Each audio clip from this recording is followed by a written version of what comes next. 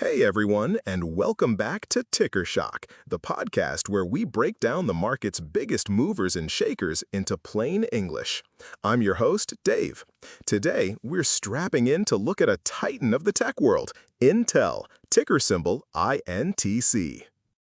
All right, let's dive into the numbers and the story behind Intel, ticker INTC.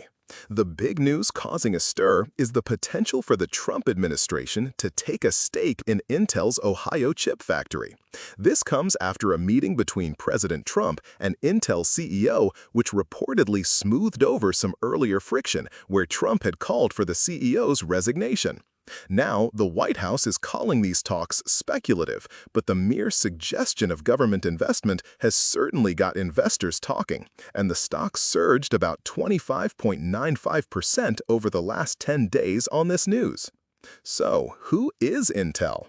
Intel Corporation, a giant in American tech since 1968, designs and manufactures crucial computer components like CPUs and chipsets. They're a major player in personal computers and servers, and they're also pushing forward with their Intel Foundry Services, or IFS, aiming to be a foundry for other chip makers. Their business is pretty diverse, with about 57% of revenue coming from their client computing group, 24.1% from the data center group, and a smaller but growing 0.33% from Intel Foundry Services. Geographically, China, including Hong Kong, is their largest market, accounting for nearly 30% of their revenue. Now, let's look at the financial trends from their SEC filings. We're seeing some mixed signals here. For instance, back in Q2 of 2024, Intel reported a net income of $1.48 billion, but a free cash flow of a whopping negative $12.28 billion. Things remained challenging through Q3, with net income dropping to $0.3 billion and free cash flow still deeply negative at minus $12.21 billion. The first quarter of 2025 saw a net loss of $0.38 billion and FCF at minus $7.19 billion.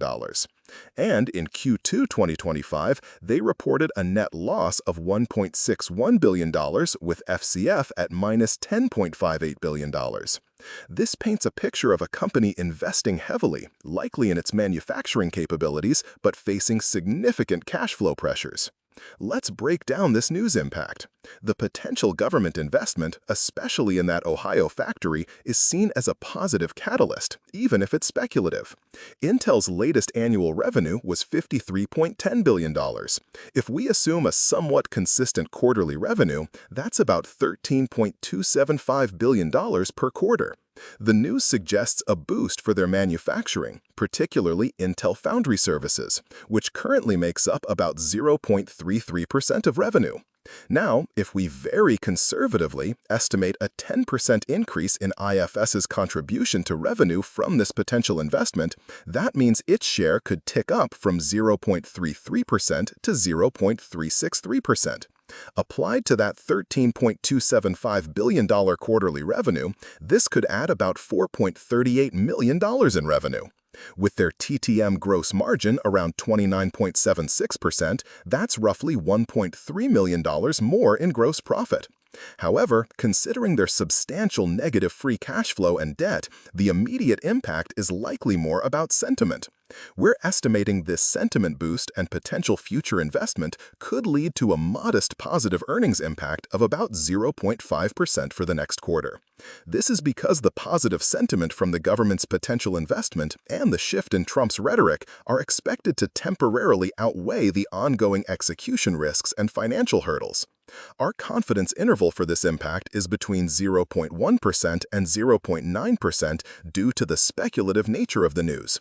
The actual realization and timeline of any government investment are still very much up in the air.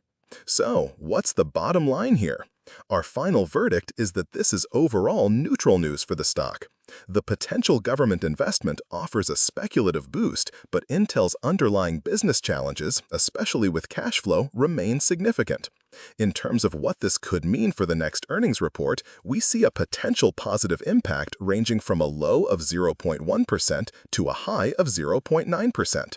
But the actual outcome is uncertain. But the big question is, what would I, Dave, do right now? At the current price, my take is to hold. I'm saying that because the speculative nature of the government investment and Intel's ongoing execution risks mean it's best to see how the situation develops before making any major moves.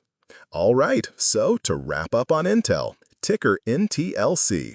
A potential government investment is creating a speculative tailwind, driving a recent stock surge. Remember, folks, this is ticker shock, and what we discuss here is for informational and entertainment purposes only. It's definitely not financial advice. You know the drill. Always do your own research and make your own decisions. Thanks for tuning in, and I'll catch you on the next episode of Ticker Shock.